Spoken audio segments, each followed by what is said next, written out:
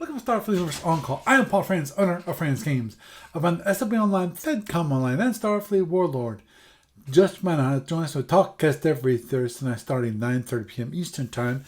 You can either call the phone to dial 605-562-0444. Just follow the directions, and the call ID is 17702.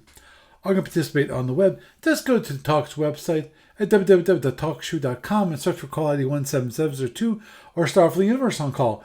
Both will be able to help you find our wonderful TalkCast. But if you want the best online experience, I say go to twitch.tv. That's twitch.tv/SFU On Call. And you will find us there. You will watch the wonderful Twitch stream while I'm recording. And of course, you can join the chat room. And hopefully I'll be able to respond to your messages. I'm more than happy to do so. And of course, you need to contact me for any reason. My email address is sfuoncall@gmail.com. It's sfuoncall@gmail.com. Also, if you want to follow me on the Twitters, you can follow me on the podcast account, SFU On Call, or my personal account, Paul Franz, PAULFRNZ. And of course, also, there's Franz Games, FRANZGAMES. And of course, there's no T in that. But if you're on Blue Sky, you can follow me there too. My podcasting account is SFU On Call at .bsky.social. And of course, if you want to follow my personal account slash my business account, same thing at the moment, but just go to friendsgames.com, follow that one, and you will find us there. Just a reminder, I am on hiatus from social media during Lent, so as soon as that's up, I will be back on it. Maybe not as much, but I will be back on it. But anyway, and moving onward, of course, this TalkCast gets to the podcast available on iTunes and various other feeds around the net. Hopefully you can read it. And of course, the news from ADV this morning is short and sweet. Same old, same old. Gina also was able to continue proofreading the Orion Master Starship book, and Steve Cole still was able to work some more on Module K, and actually I think Steve Petrick also was working on Module K too. Cool. Module K also. Not the number 2, also, okay? And of course, this week found on the online store, we found the FedCom asteroid map panels. Now, these are $8. They're 2 asteroid map panels. Now, these are not the ones from Romulan Attack. These are the ones from the Battleship's Attack. So it's just $8 for these 2 panels. And these, if you like to play asteroid battles, where the idea is that you're trying, basically the asteroids give you a trail which you need to follow, otherwise you get damaged. Which I think is really a cool thing. It's almost like a racer kind of thing. It's a Star Wars pod races, that kind of thing. That's what it reminds me of. So I definitely would maybe get a couple packs of those, put them together, and create kind of a racetrack kind of thing, which I think is actually kind of cool. Okay, moving onward and forward, Frank is still running his SMP campaign, which is above and beyond campaign. Obviously, if you need to contact them, feel free to check there should be on the discussion board. Also, if you need contact information from them, please feel free to contact me at sfuoncall@gmail.com, because I did not write down his email address here, so I apologize. Otherwise, I would have usually given that to you. And then, of course, we have the 500 BPV tournament, which is still going on. We got the round 2 set up. Justin and I will be playing it hopefully this weekend. There was a delay in getting it started, and then Justin needed to supply his commander's options, and he needed to tweak them because Jeff said, no, not quite right. So, and now Jeff's okayed his commander's options, and as I told both Justin and Jeff, they're the same as last time. Now, I don't think I've actually announced what they are. I'm pretty sure I didn't. But even so, I don't think there's any reason for me to change it from what I had. previously because I don't think there's much I can do. It's not like I have Seeking Webs where I can tweak my drone loadouts, things like that. But anyway, moving onward and forward, when it comes to the library report, there's nothing happening there. Actually, there is at least one ship, of not two, that I need to actually update the library on. One of definitely the last one I got was library was for the Lyran. Also, FedCom, I still have to post the FRDs, and I apologize for not getting them up sooner. And with that, that is the news for this week. And it's me, yes, the one and all powerful, recommending you to Starfleet Universe on call. And tonight, we have Gary. Say hi, Gary. Hi, Gary. And we have Doug. Say hello, Doug. Hello, Doug. So, this evening, we're actually going to talk about two different topics. At least I hope we get to both. I don't see a reason why we can't. Because I know Gary wanted to continue the discussion about the 500 BPV tournament, and especially of some of the discussions that are going on the discussion board itself. Now, as I'm not, I was say I'm painfully aware. I'm not quite painfully aware. I'm not that aware. I have read some of obviously. Oh, who was it? John Stiff. Hey, John. John Stiff also plays a lot of Starfleet Warlord, so I know him. And actually, I've played him face to face. His Hydran versus my Andromedan, and when the Origins Convention was in actually Philadelphia in their convention center. Still remember that's. The reason I remember that is because I just graduated from Drexel University at the time. So I would drive in to Philadelphia. So I lived relatively close to Philadelphia at the time.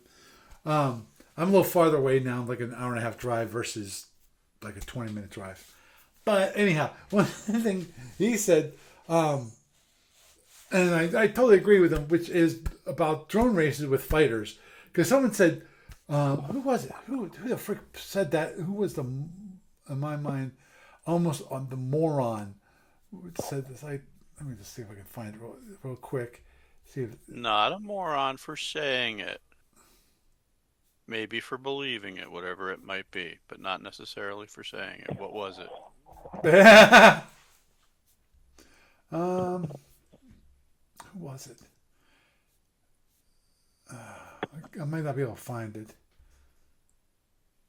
Okay, I think I'll not try to find it.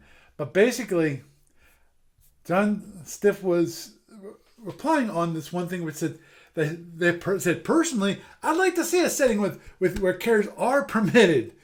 Fighters are already part of the tournament, but anyway, which is a totally different fighting. They're saying fighters are already in the tournament via what? The Hydrans. And the direct fire fusion, fighters that they have. Yeah, and John Stiff's comment was that rightly so. Says, my comment on that is that drone races with fighters would really unbalance the game. Yeah, no kidding. Imagine multiple fighter drone launches in addition to to already powerful ship launched drones, and if mega fighters are allowed, then run for the hills. And I totally agree with that comment. But wouldn't it all balance out on BPV stuff? Oh, Doug, do you know how I feel about BPV? As if you didn't know. Because as I said, actually I did respond just earlier tonight about Justin saying, very BPV is very manageable and going in, everyone knew there's not a duel, and if that level of management does not suit the six small scenarios, which we might be doing. But he basically, I think he said basically that not this last post, but some other post, or some other people said, basically, actually I think it was Justin who said that plasma, a 500 BPV plasma based ships versus one that's heavily drone based ships that can be unbalancing. Actually, one thing that Peter said earlier in this discussion about the a really good comment, I think, a really good thing that was completely valid, which was that he said that basically that tournament, when it comes to fleet battles, when you have normal, regular fleets, the ones that are in the middle, that they have some of this, have some of that, they're not on the extremes. That they actually play rather well, versus the extremes. We already have had two extreme fleets in this game. One, we have the guy I played against, Rick, with his 5 destroyers, which ends up being 20 photon torpedoes. No drones, just 20 photon torpedoes. Can it move that much? Yeah, it can move. Can it move that fast? No, I can't move that fast. When it comes to Does it need? well, no, not really. Does it have all the power for EW? No, it doesn't. So that's one end of the scenario. The other end is what Peter ran into. Peter ran into basically a fleet which had all of, it was 8 disruptors for between 4 ships. The rest was just drones. So he got caught on the other end of the spectrum, where basically it was an extreme drone fleet. They went through, I forget how, he mentioned how many drones they went through in a few turns. They went through a lot of drones in just a few turns, because of, you got the D6D, the D6D, which has basically 6 drone racks. You got the C7, which doesn't, I think it has, I forget how many drone racks it has, but I think it's like, it might have 6 drone racks also. But also, both of those have double control capabilities. And then they had 2 E4s. And the 2 E4s don't have much drone capability, but what are they there for? They're there for one reason only. They're there to control other more drones. So you got these 2 ships. These 4 ships. Out of these 4 ships, you've got, let me think, 6 and 6 is 12. Mm-hmm. So you got 36. You can have 36 drones on the board. And that's assuming that none of them are self-controlled. They don't. I think it's ATG, if I recall correctly. They're not. None of them are ATG drones, and I don't know about that. And of course, then you have the reloads, which, as I talked about last week, I don't think reloads really are that big of an issue, because of in that case, the key there is going to be keeping the pressure up. Have it so that he can't, he can not load his drones. Either he can launch his drones, or he can and if he keeps do that, at some point he's going to run out of drones, so he's not available. Now, of course, the problem is trying to kill 36 drones each turn. Actually, sorry, I can't launch that many. Actually, in theory, they can with some scatter packs. They could probably launch that many. But they can't keep that up for very long. But still, that's a lot of drones to have on the board at any time. So and then someone says, "Oh, you should allow fighters." Like, no, we allowed the limited amount of fighters, which was the hydrants, and for particular reasons, that's only because of we wanted the possible flavor of the hydrants, so they could actually fly their normal ships, have the fighters, because that's part. The fighters are part of the way the hydrants were created. That's part of their whole strategy. The whole, not strategy, their whole fleet design. Background. Yeah, fleet design. Their race thing. Yeah. Their faction. Yeah. Their empire. Well, the way the empire ships were designed was that basically you had one capital ship, and you always had these fighters which had more fusions in them, and they would land on the get nice and close to deceive and then possibly destroy it. I'm not sure how Well, many. it depends. Yeah, well, They had basically three kinds of ships. They've got ships that will destroy you all by themselves. They've got ships that have fighters as a major part of their firepower that will destroy you all by themselves. And then they have the hybridy things. yeah, I'm thinking about the captain's log where advertisement for the D7. It's like, Uh-huh. I had that on my wall for a long time. yeah, that was a fun one. This is your ship after two. Yeah, two So, stingers. when the Empire tells you to engage, say no. Uh-huh. But anyway, one thing that Justin brings, basically, I feel like Justin is missing part of the point here. Because he's saying, S8.0 is more than good enough as is. Basically, he doesn't think he should be able to use just those rules and we should be fine. I disagree there.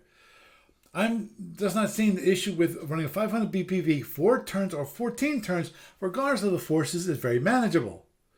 This is not a fast game, never has been. That being said, the games are and have been very manageable and fun, in my opinion. Well, maybe for him.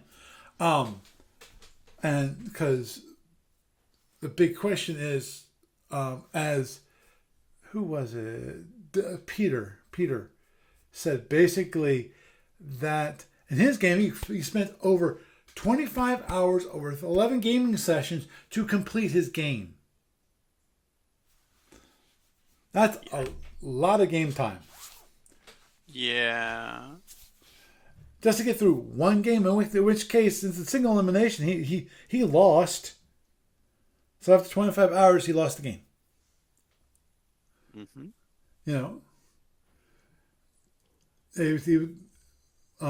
Peter was mentioned my game. He said, the self-fed game also went for unknown, also by me. Number of turns for unknown number of hours, which I know I didn't post much about the battle on the discussion board because honestly, I suck at that. I really do. And it takes me so much long. It would take me that much, like easily 2 hours to write down a summary about it. Go back into the game and find it out. Now, it's possible that Peter's writing this up while he's going along and I'm not. And that's why he can easily do it. Or it's just something he can do easily. Yeah, he said, I think the game ended in a concession, and he did. And it did. And I just mentioned that, that the Celt versus the Fed game was actually, we got it done in around 10 hours overall. And that was 9 turns in 10 hours. For the most part, the first 8 turns took us around 6 or 7 hours. It wasn't until the 9th turn where everything just slowed. That was turn number 8. So we completed 9 turns. On the completion of the 8th turn, that took us 3 hours to get through that, and that's because we were very close to one another, and that's when things got really slow when it comes to moving and fighting and so forth. Up until that point, we were running it. We kept our range greater than range 9 or greater for most of the game. So it was very slow going when it comes to amount of damage. We could go through the turns relatively quickly. It's just that it was slow going in knocking down the shields and so forth. So, not happening. Ted, in my honest opinion, introducing partial access may not be a good idea. Actually, it's next to impossible when it comes to the client, and it's actually I still remember going when it comes to partial X refits. It's a very, very tough thing to do in the client because of so much stuff can be tweaked.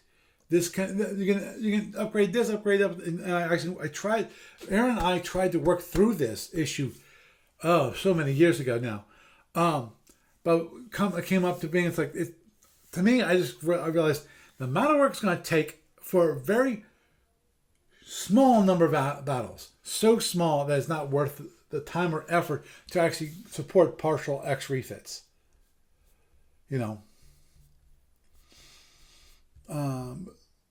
Obviously the one thing that did get mentioned, and I think this is, I think I mentioned that I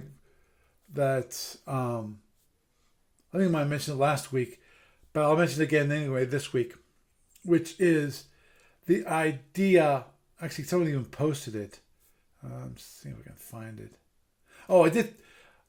For those of you out there that don't read the discussion board, there is one thing that I did post on the discussion board, which is actually very, very interesting, I think, overall. And that is that I found the hotkeys, and as I posted on the discussion board, because we were all flying fleet battles, so it's like, okay, some people might be interested in this, because the one great thing about it is on the game board, it will hide the counters of certain types. In this case, you hit Shift Control 1. It hides all point of turn and all point of slip counters. If you hit Shift Control 2, it will hide all the seeking weapons. Shift Control 3, all shuttles and fighters. Shift Control 4, all ships. Shift Control 5, you can hide all web counters. Shift Control 6, hide all mines. And Shift Control 0 can hide all miscellaneous pieces, including terrain counters. Dun, dun, dun. Doug, did you just show up? What? Did you drop and come back? No, I've been here the whole time. Okay. You have not dropped for me. Okay. I thought I heard someone come on. But as I mentioned at the beginning of my little posting of this features, this is the feature is the ability to hide and, of course, unhide different kinds of units. Now, the problem with this feature is that it's very cool, and it's really nice when you have the feature available, because then you can get rid of a lot of the clutter on the board. Problem: you must remember that you activated the hiding of those, because if you don't, you can have, if you say, oh, I want to hide all seeking weapons, I just want to see the ships. Fine, you can do that.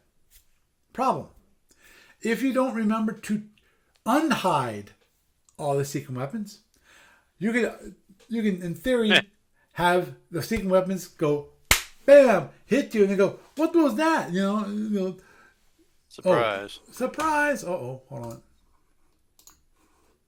Gary, did you drop off?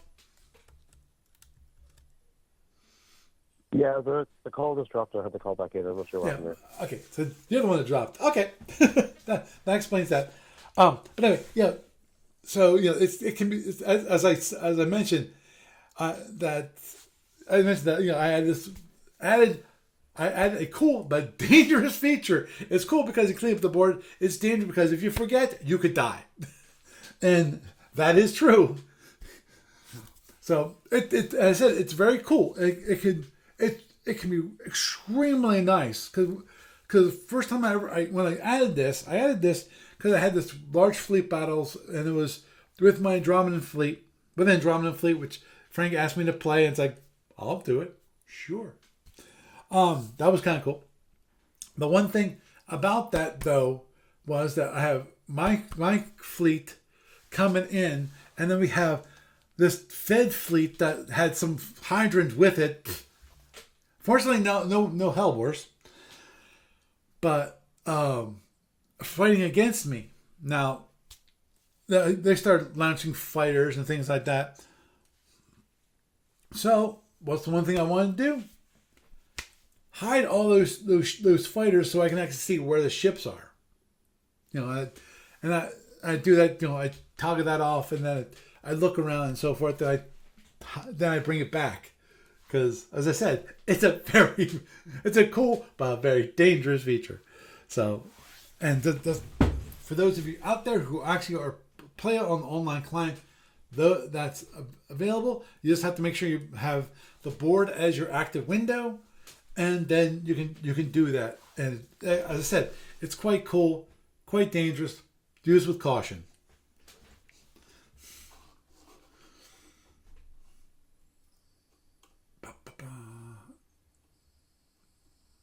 Yeah, there was a discussion in the, which I think is an excellent idea.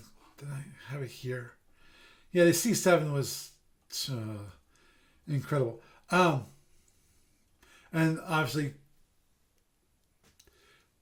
Gary, your question was answered. Basically, it is legal to have a C7 and a D7D.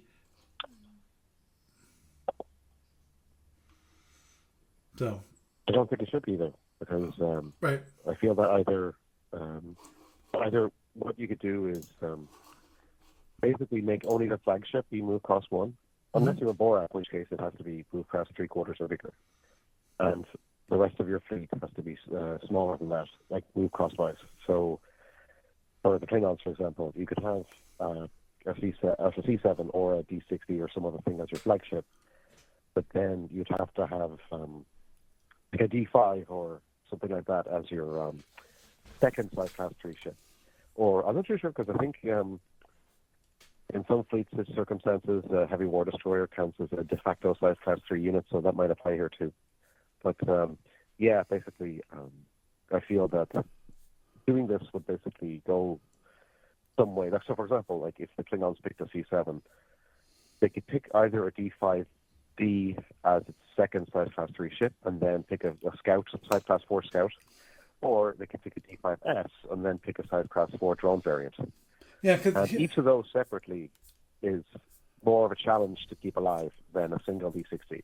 And so I feel that that would be only fairer in terms of not using like certain specialty units that are intended in universe to be like long distance bombardment variants.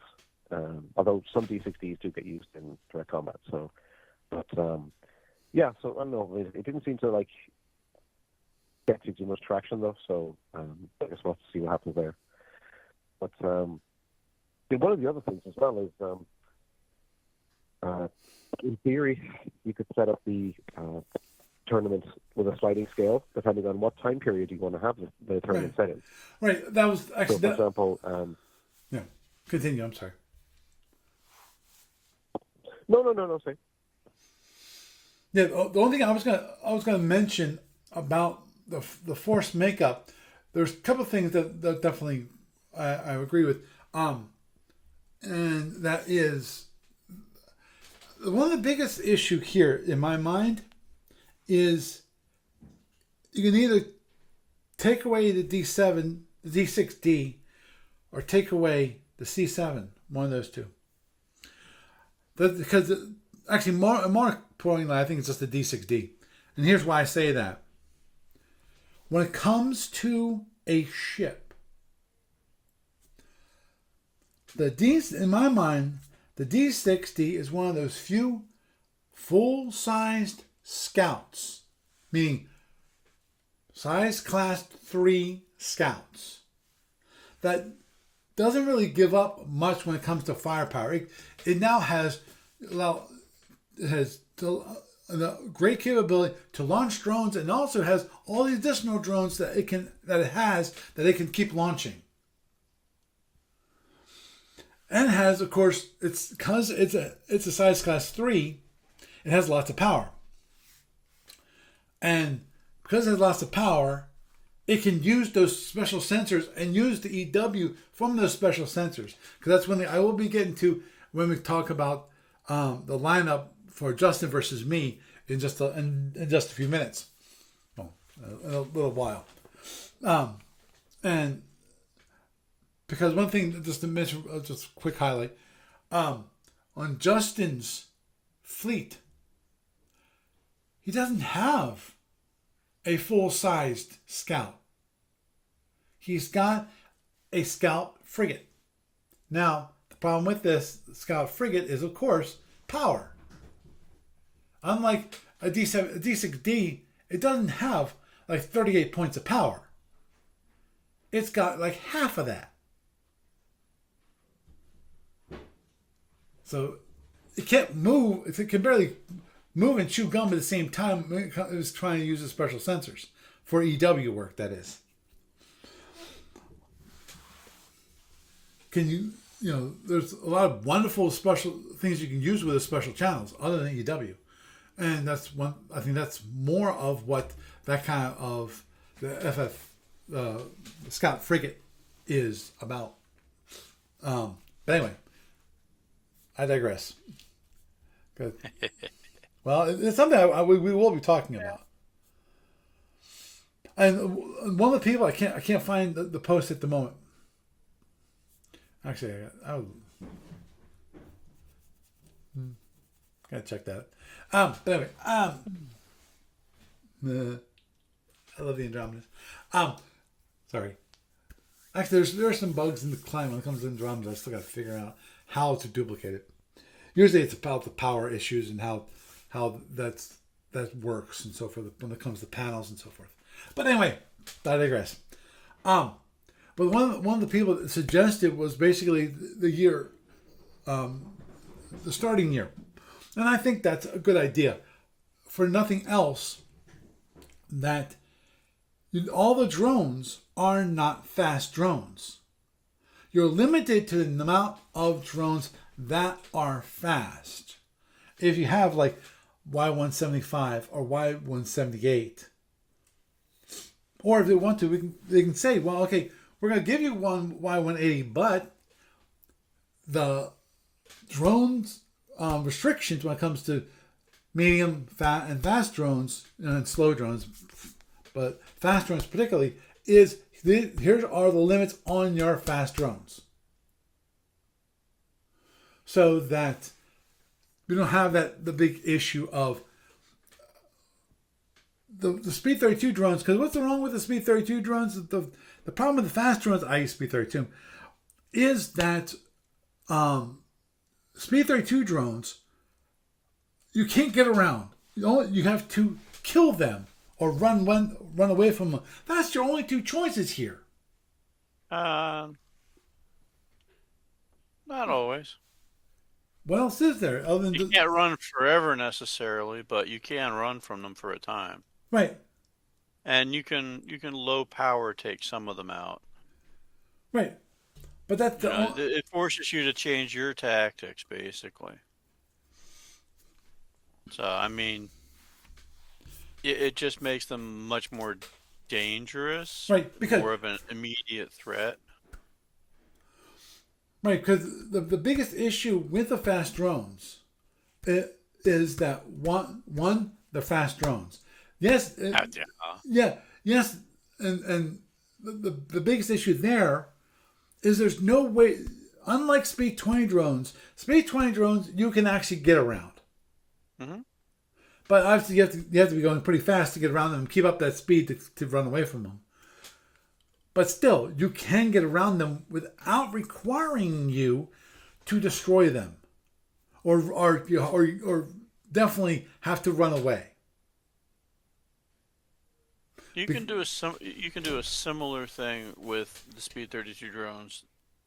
They're basically like plasma in that sense. You can run away from them. The problem is that you have to keep running. Right, because it really limits your ability to use your firepower and keep recharging. So yeah, it has some very, very distinct issues, shall we say, and it definitely makes it dangerous. But the thing is, at that point in time, when everybody's got Speed 32 drones, you also have all the refits on all those ships, and everything's upgraded, or they're new ships that are much more capable of dealing with those drones. So it's almost a 6.5, one dozen of the other. It's just that Understood. it's a paradigm Well, shift in the western part of the office, for how to use them. but Right. some empires like. Mhm. Sorry, Yeah. I mean that the whole like keeping up thing is one thing if you're like a Lyran or a Hydran, or if you're like another empire that like the ISC that gets it serious, like side firing refits and so on. But part of the issue was whether or not the Gorns could keep up, because most of their fleet's not really designed to deal with like fast drones in the same way. That was why some of the discussion was talking about And should that's the they be game design allowed, or issue. other empires be allowed to have partial X refits and so on. Right. But that's more of a game issue. Yeah. Well, um, if you really think about it, some of these empires were never meant to match up. Meat. Never meant to fight against one another. You know, because obviously that's one of the issues that plasma chuckers have an issue with fast drones. The fast drones can move as fast as a plasma, but here's the thing: plasma can't run out. It runs out after a certain number of impulses, versus that same drone. Yeah, it still runs out after a certain number of impulses, but it lasts for like I'm thinking 20 versus like 3 times as long. It lasts for so actually it's more than that, because it can last for 96 impulses, the standard ones.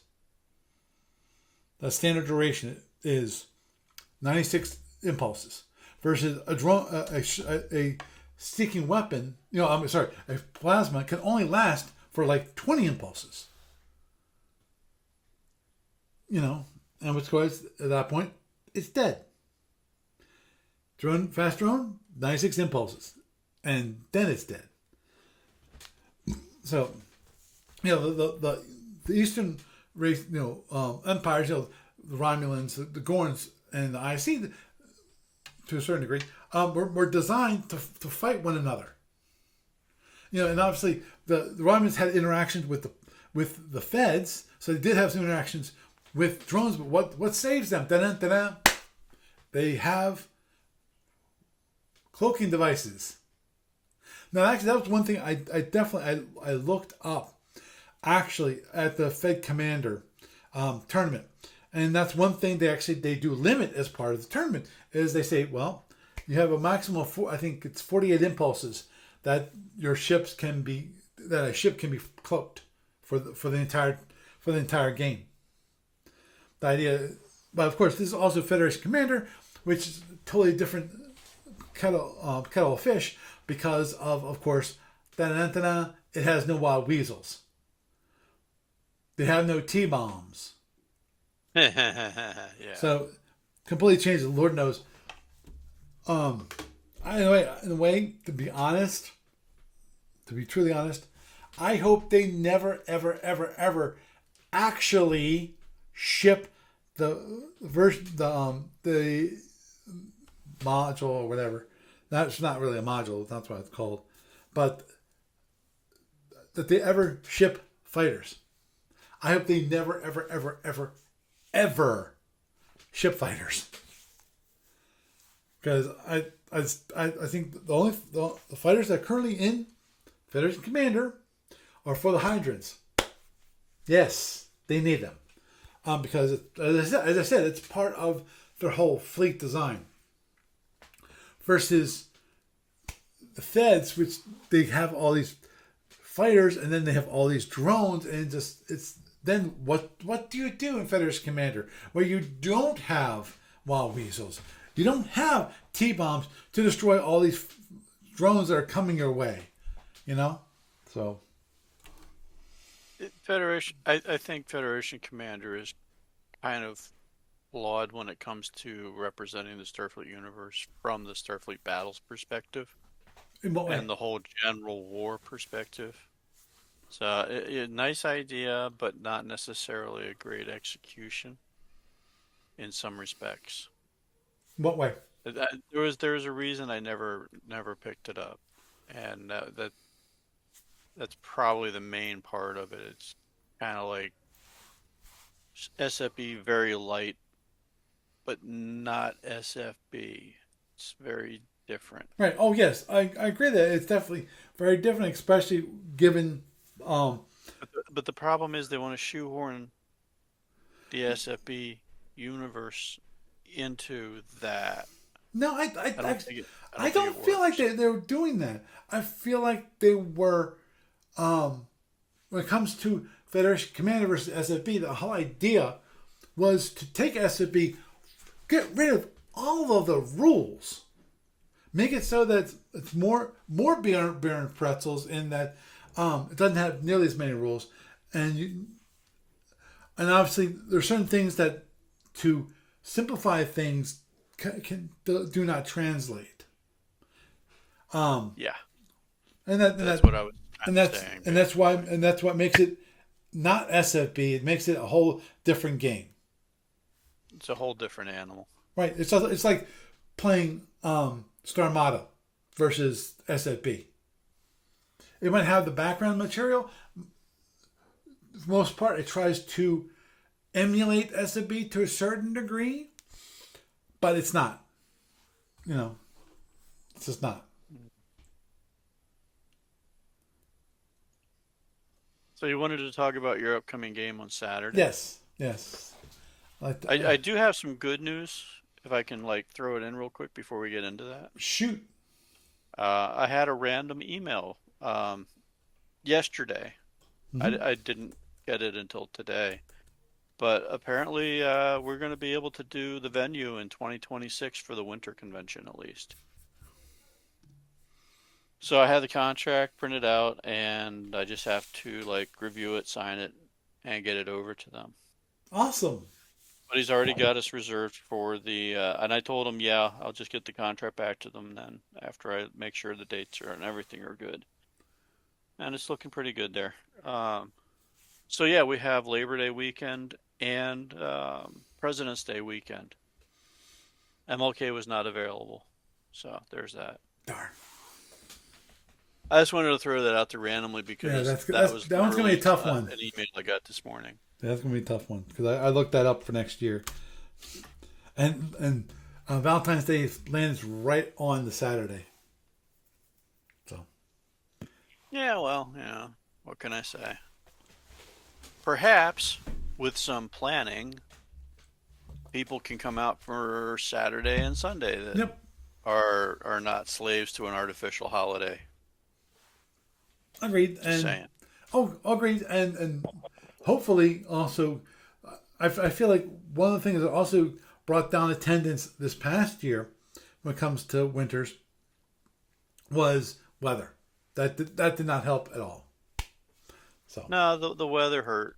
The weather hurt big time, I think. But then again, we've also had it in worse weather in the past. mhm. So I think there's a combination of things. I think there's a Yes. lot of people that just didn't come out because they weren't just going to come out. Um, I know there were a few people that weren't feeling well that weekend Hmm. and just wrote the whole weekend off. So we'll see. I've got some. I have plans. We need to do a little stealth campaign of mentioning this and pushing it out to Hmm. people. Yeah. Reminds me, I need to get a copy of the I would like to get it back up to breaking even again, at mhm. least. Right. Oh, we need to do that. Although doing better than break even is, in my opinion, a good thing too. Agreed. I totally agree there. Okay. So we're going to move on to discussion of the battle. Obviously, for those of you who've been here before, have been on the podcast for at least the past couple months, you know about my fleet. And just a review real quick about it. Put it on video so you can see it, which is, let's make it a little bigger. You got the Satorian heavy cruiser. I got two heavy cruisers, which have the 4 particle cannons. We've got the 2 web breakers on each of them. We've got the 8 phaser ones and the 4 phaser threes. This is obviously anyone who's played in the tournament, the regular, tournament where you duel out, this should look very, very familiar, because that's what it's based off of. Is this heavy cruiser? They, of course, tweaked it for the tournament, i.e., the battery has 5. This one, the normal one, has only 4. And I got two of these heavy cruisers, and I have 2 of these destroyers. The destroyers have only 2 particle cannons, 1 breaker, only have 4 phaser 1s and 4 phaser 3s. It has a movement cost of 1/2. So just because, given that's not bad, because it's got 16 warp, so it can go, pretty good speed. 16 warp, 4 APRs and 2 impulse. So that gives a total of 22 points of power when it comes to each turn. It's got a turn mode of C, and the CA has a turn mode of D. So to say the very least, these ships are not very maneuverable, and that's perfectly fine. Obviously, the minor issue here is that my breakdowns are 4 through 6. Now, that, as I said, when it comes to the previous battle with the 5 destroyers, my dear sweet opponent did not realize that his destroyers had even worse breakdown rating. He had a breakdown rating of 3 to 6. And to my shock and dismay, when he headed 5 of them, only 1 broke down. So, c'est la vie. So, what am I up against? We've got the Federation Scout Frigate. Now, it's got the plus refit and the Y-175 refit. What that means is that the APR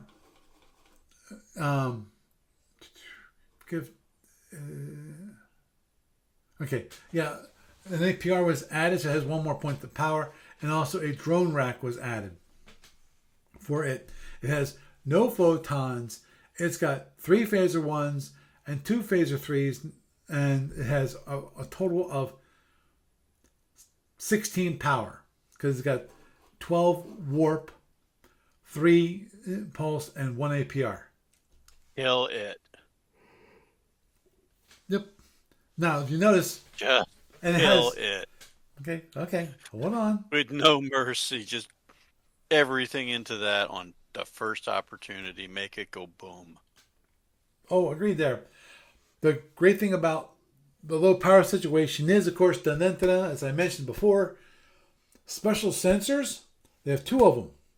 Problem, he doesn't have much energy to actually power them. Now, it's got a 1/3 movement cost ship.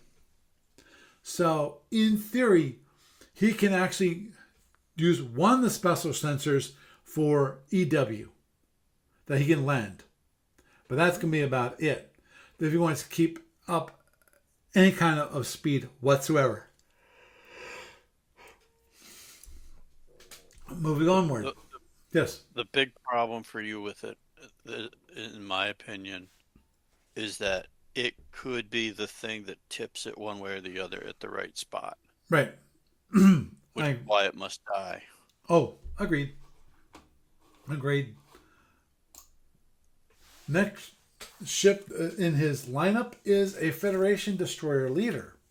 And he definitely has the plus refit, which has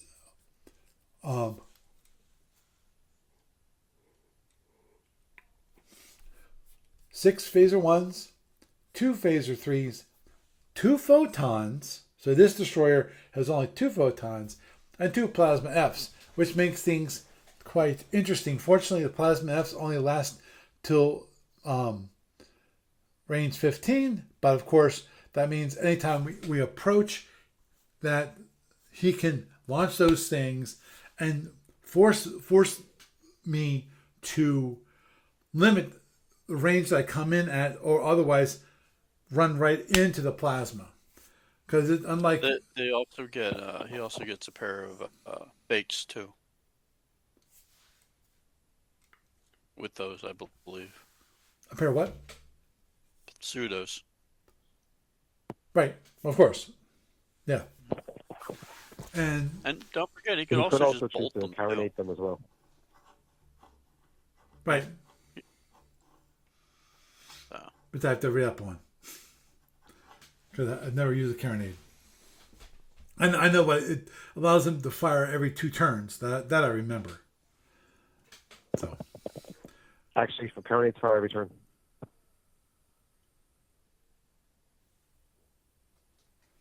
what's that? you dropped. Carinates fire every turn. Every turn. Okay. Thank you. Yeah. Okay. Yeah. You just said it too. They Said it too fast for me to understand. That's why. That treat, was the problem. So, yeah. sorry. That's fine. But yeah, fortunately, we only have one of these destroyer leaders. Notice no drones. Has no drones, but it definitely has 4 AWR converted 4 lab into 4 AWR, and has 4 impulse and oops, didn't mean that. Did not mean to do that. And 15 warp. It's just like the original destroyer, movement cost of 1/2. And it's like the destroyer pluses that has obviously the additional AWR converted 4 lab to 4 AWR, as I just mentioned. So he's got a total of 23 power. The destroyer leader should be able to handle reloading those photons a heck of a lot better than the destroyers that I faced previously. So they can move, the whole fleet can move at a faster speed. Next one. The Federation new light cruiser. 2/3 movement. It's got, of course, the plush refit, and the AWR refit. So he's got 4 photons for this guy. It's 2/3 movement. It's got 24 warp, 4 impulse, and 4 AWR. So that means, okay, we got 24 and 4 is 28, 32 total power. So it can keep up a decent amount and still fire those photons. So currently we have, between the DDL and the NCL, we've got a total of 6 photons at the moment. So not a heck of a lot. And it has 1 drone rack. So far, of all of the ships, we've got a total of 2 drone racks so far. Last and certainly not least, the Federation Bismarck class battle cruiser, the BCF. Movement cost of 1. It's got all these beautiful phaser 1s. It's got a total of 10 phaser 1s. It's got 2 phaser 3s. It's got 2 drone racks. It's got 2 plasma Fs. And it has 4 photons. So that's pretty good. It's actually got 7 batteries. So yeah. Yeah. So we got Now, 30. is that a ship that's subject to shock? No. Or no? I got to double check. I'm pretty sure it is not. And the reason why it's not subject to shock, because this is not the New Jersey. The New Jersey had the 6 photons. Right. And that's the one that definitely could lead to shock. There's one other battle cruiser which, instead of having plasma Fs, has drone racks. So it would have 4 drone racks versus only 2 drone racks. Now, the amount of power this sucker has, we got. There's actually 2 more variants than that as well. There's one that has phaser ones in the gunhouse, and there's one that has special sensors in the gunhouse. Huh. Did not know that one. The sensor one was meant to be in case it was used to hunt down Andromeda satellite bases. A BCS. Yeah. Actually, I know that one from Starfleet Warlord. But okay, we have 32 points of regular warp power.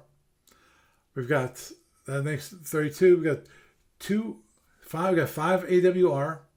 That makes it 37, and 4 more impulse for a total of 41 points of power. So obviously, it can easily fire its photon torpedoes, which now gives us a total of 10 photon torpedoes. We've got a total of 4 drone racks and 4 plasma Fs. So, to say at the very least, we don't have to worry about a lot of drones. But, of course, giving things as they are, that means most probably we'll be having to deal with a lot of fast drones.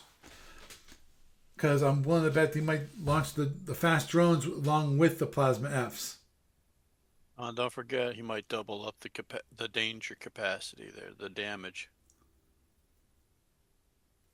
and trade them in for 4s.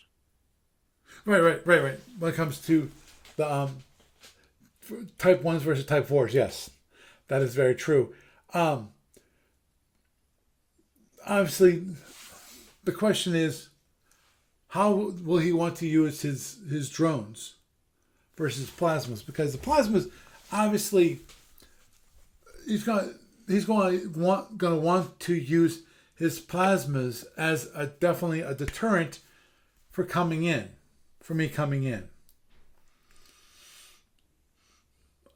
Because he can do a lot more damage at a longer range than I can. Now the question, I don't think this is going to be the case for him. He might do it in initial battle pass, but might not do it after that.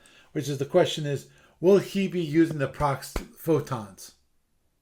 I can see that on the initial closing, but after that he recharges to being standard torpedoes at that point. But I don't see him going through the whole game firing prox photons. Well, bear in mind, Paul, that he's got a lot more close range firepower than you as well, because he could decide to overload the photons and carronade the plasmas and then just rush you, because your particle cannons, even if you overload them, you don't have the same single impulse crunch power that he has. So that is very true. Basically, and also because if at the start of the battle his shields are going to be the strongest, so he might decide to just wade in, punch the lights out of one of your cruisers or something at the start of the game, and then whittle away at the rest going forward. So that might be something to bear in mind as well.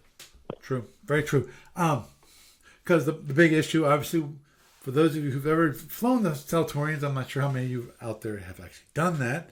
I've flown it quite a few times. As I've always mentioned about the particle cannons, I love the particle cannons in that it allows you to choose what you're going to do at the point of firing. So that's the great thing about having a capacitor. Problem? It's got the damage of a disruptor with the to hit of a photon.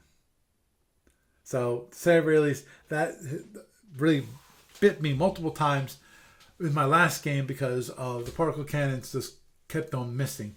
Now, was it outside the actual distribution of randomness? No, not really. But I wanted to be better than that number. Yeah, that'd be nice. Because I was always firing at the longer range. The longer range only had a 50% chance of actually hitting with the particle cannons. And there were sometimes actually I'd miss with like more than half my particle cannons, which was annoying, to say the very least. Especially when it's like, this was my opportunity and I missed. So. Well, by the way, Paul, So when we were talking earlier about the idea of like potentially, like say, limiting each squadron to one move cost one ship for the flagship. So what would you have taken instead of a second heavy cruiser? Whoa. If I would be forced to fire to use some only if you only can have one size class, one movement cost one ship. Jeez, Survey cruiser. they don't have a survey cruiser. Oh man. What about a They do carrier? just a conjectural one, but it's also move cost one.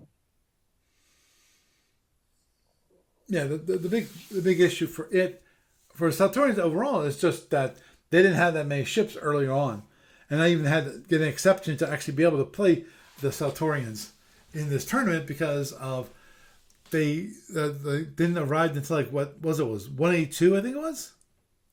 Yeah, it was a time frame issue, Right. historical thing. So So, man, plus, you're kind of shoehorning them in the way it is. So there it is. okay, so let me just double check the cost of the heavy. Maybe a light cruiser and then swap one of the destroyers for a scout. Yeah, well that's the big question, is it not? Do we have it here? Well, how do I have it open? Oh, commando cruiser. Try to get those boarding raids in. I don't have it open at the moment. Okay, if I thought I did, but I didn't. I was looking for module G3, because to tell me when it comes to the year that they were introduced. Because and also you give me the numbers on cost, because I'm pretty sure this heavy cruiser was costing around 125, 130 per. I think that's right. So what I might have done is you're probably right. If it was available, a light cruiser, and possibly a frigate. I'm not sure about that because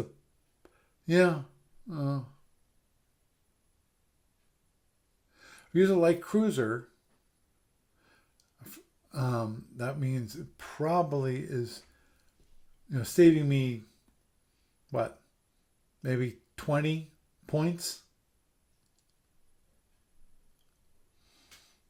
So with that, I might be able to pick up a frigate also.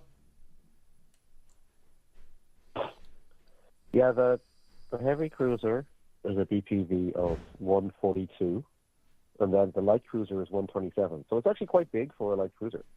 Mm-hmm. So you're saving 15 points. And you could exchange that. Yeah, that's right. The frigate is 73 points, and the DD is 96. So that would have been 13 points. So it's almost the price difference there. And the scout is 100/65, but it is available in year 182. Because historically, they developed the scout to help search for Tholians before they arrived in the galaxy, in the Milky Way galaxy. So they did have the scout. They just weren't used to the idea of using it as a battle scout until the Klingons advised them that you could do that. Right. But a frigate, a destroyer, a CL, and a CA, that's still a reasonably flexible force. Yeah, if the... Oh, wait, no, sorry, I'm thinking of the other way around. You wouldn't need a frigate. You could actually pay more for replacing the destroyer. So you could actually, because if you got the frigate instead of the destroyer, you'd actually be retracting even more money away, or BPV away, I should say. So, but they do have a couple of,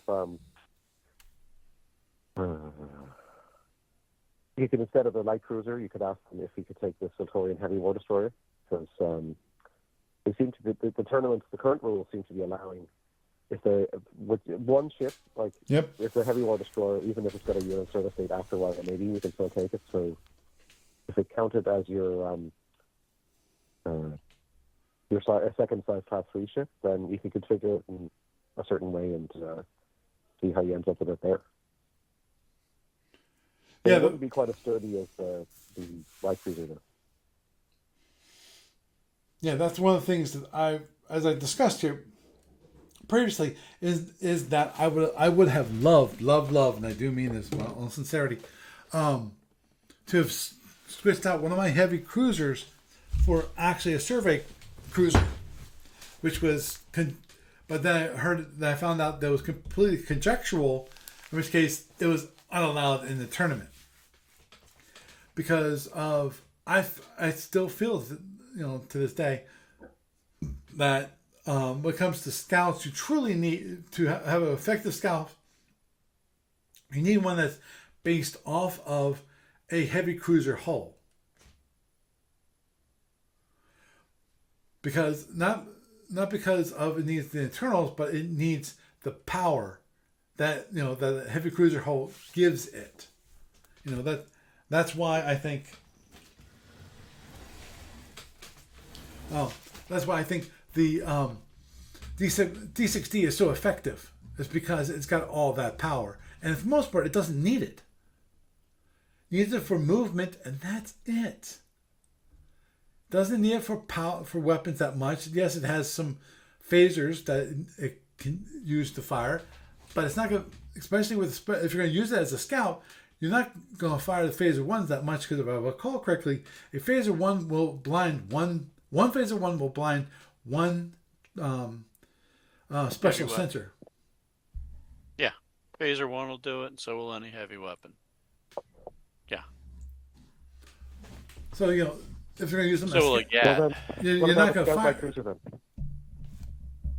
What about light cruisers? What about a scout light cruiser then? Because it's not quite as big as a heavy cruiser, but it's still effective, and I'm pretty sure that they have them historically. Yeah.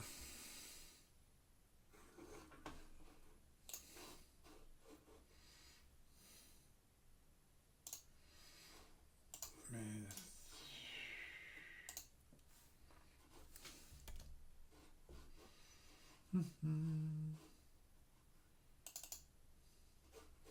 At any rate, about Saturday, what are you thinking? When it comes to tactics, Yeah. hey, Just kind of try and pick off one at a time. Get rid of his scout and play a sniper game with him. yeah, the key thing here, in this, let me just look at the ships again.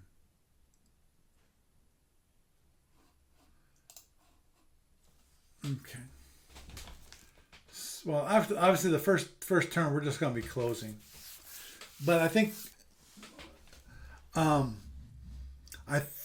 that this game is going to be a little different from the Destroyer game in that I feel like Justin is going to go faster than the Destroyers, because he's got the power to actually move. Now my tactics.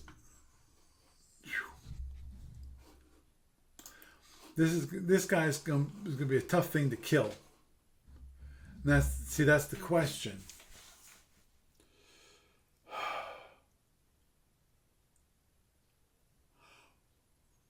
Do I focus on the scout? Because also remember that if he's actually using the scout for EW work, as a scout, scout and doing things like that, that scout's going to be near the end. Is going to be the back of his fleet. So, at least on the approach of the approaching fleet, he can have it in the back, but sooner or later he's got to turn it. And the question is, will he try to keep it as far away from me as possible? I.e., the scout will be the first thing to turn, and then they'll turn a little bit later just to give the scout a chance to stay behind a kind of a screen of the other ships. And if that's the case, it makes it really hard to get to the scout. So it most probably is going to keep either the NCL, because the question is, okay, I know that the scout will not be in, if he plays a super stack, the scout will not be in that super stack. The way I figured it, because he's going to want to keep that at a little further distance, because the frigate scout is not going to be doing any offensive attacking for the most part. It might add its drone to it, especially given that he's facing an opponent which has no seeking weapons. Because if I had seeking weapons, then there's possibility he might hold back on launching the drones, a drone, especially if it was a drone. That, in fact, if I was a drone race, was probably that G rack, because I'm pretty sure that's a G rack, would be filled with anti-drones at that point. So depending upon how he's got his other ships set up, if his other ships are a super stack, then obviously I can either try to get to the scout, which means I have to. Well, the problem is on initial battle pass, the big issue is going to be that if we start getting close, Well,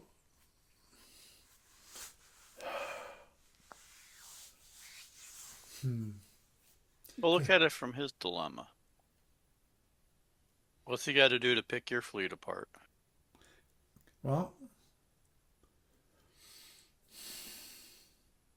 And what failed on the last one that fought against you? I mean, the other guy tried Proxys, and that kind of failed. right. So he's going to want to come in close and fire overloads up my units, especially because I have no scout. But when it comes to defense, obviously I do have a decent amount of defense when it comes to ECM, and of course the destroyers. Given that they're half cost, the rack maneuvering is only 3 points of power, and that will get you 4 points of ECM. Well, he might also come in with standards too, and just clip that range or hit you with partial overloads. Although if it's weapon status 3, he'll probably have full overloads if he wants to go that route. Yeah. So I don't know. Yeah, I don't know. My guess is he's going to want to get in close. Now, obviously, if I get in close, Actually, Paul, yes, Gary. did you get a chance to use your transporters last game? No. Do you think it might be something you could use this time? Because you could try to board the scout. Like if you're going to be getting that close, then he's probably going to drop a shield on you anyway. But do you have the, you have to be very lucky to take out all of your transporter pads at once, and Right. You could basically still try to leverage them in that close range, because you should still have, as long as you can hit with the shield crackers, then you can make it more difficult for him to reinforce in that same impulse. So you'd be able to board or hit and run something. So I guess the question is, like, would you sooner try to board the scout to kind of like make double sure that it's out of commission, or maybe pick something bigger, like one of the photons or plasma Fs on the bigger ships? I think a big problem for him on that is that if he gets in that situation, it's going to be dependent on that scout being close enough. Yeah. It's if he doesn't super stack it and he has that scout way behind and holding off at a far distance, he's not going to be able to use transporters on them at all. Yep. So he might be able to focus fire on it at long range and cripple it or take it out. Or he might ignore it and focus fire on like the NCL because that's probably his weak point. It's not as beefy as the CA or the CC, I should say. BCF. Or BCF. Yeah, I'm sorry. It's a battle cruiser. But yeah, the battle cruiser. But if you want to take something out with the oh goodness, with his transporters, that's probably going to be more of an opportunity thing. Yeah, always the toughest. Okay, straight up opportunity. One of the toughest problems I had with transporters was opportunity / batteries available. Mm-hmm. Because invariably, when it comes to the batteries, is I was using the batteries to actually reinforce my ship or possibly to fire that extra phaser 1. So that I could, obviously do some damage to my ship or make sure I didn't have as much damage. So that was the issue I ran into, which is why actually one of the things that happened is that he tractored my ship. Because why? I had used all my batteries to protect the destroyer because it was getting internals and I wanted to limit the amount of internals that it actually got. And to do that, I had to use up all the batteries, in which case he was able easily to tractor that destroyer. So it was probably, when it comes to his tactics, one thing he's going to probably be doing is focusing on the destroyers. Because they're smaller ships, they're easier to kill.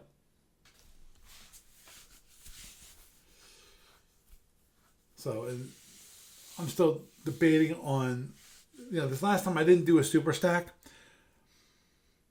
Kind of debating on whether. Good idea. What's that? It might be a good idea to do a super stack and snipe him.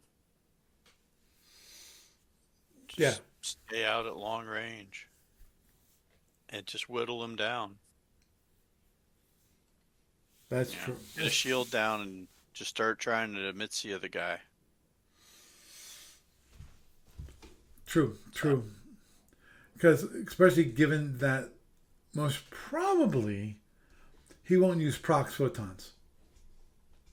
Because if he does, that obviously he does use prox photons, then staying out at the range that I need to be, which is within range 15, that's not good. That gets into his sweet range, his sweet zone, where prox photons can hit quite nicely. Yeah, but that's the trade-off. I mean, you still get a second shot though. Yep. And if you're hitting him at that range and turning away and turning back, you get 2 shots in on him. I mean, there's that possibility for it. Yep. You don't have to overload to do it. So, you just got to remember to focus fire when you do it, and pick on that same shield repeatedly. Yeah, which is always the more difficult issue about that, which is keep on hitting the same shield. Yeah, and then the other thing is, if you manage to get a few internals, he's probably going to protect that ship the next turn. So then you need to pick another target. Right. Rinse and repeat. So. Exactly. I don't know. Good luck. Yeah. Yeah. Here's my tactical advice: get really lucky with your dice. Yeah. Oh yeah. I'm hoping I'll do well with my dice. Well, with that, we need to wrap up the evening because it is definitely getting late. So, Gary. Oops. is gone. Bye, Gary. Doug, you're still here, right? He's here. It was great having you on. Have a good night.